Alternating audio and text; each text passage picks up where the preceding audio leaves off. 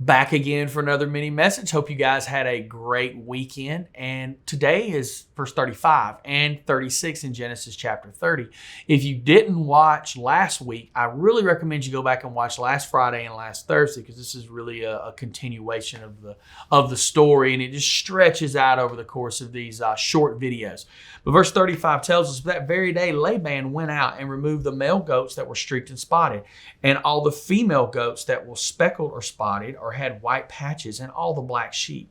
He placed them in the care of his own sons, who took them a 3 days journey from where Jacob was. Meanwhile, Jacob stayed and cared for the rest of Laban's flock.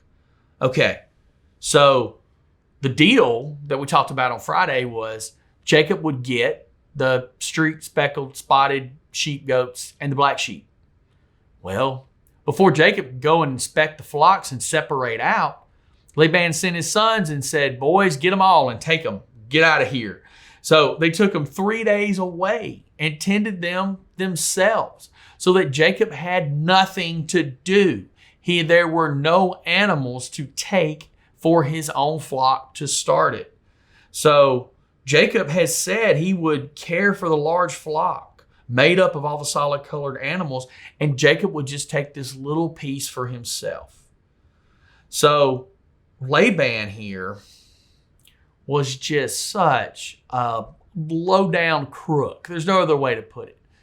So he has been manipulating and getting one over on Jacob and staying a step ahead of him for the last 14 years. He got both his daughters married off. He had this man working for him for 14 years for free, while his wealth increased enormously.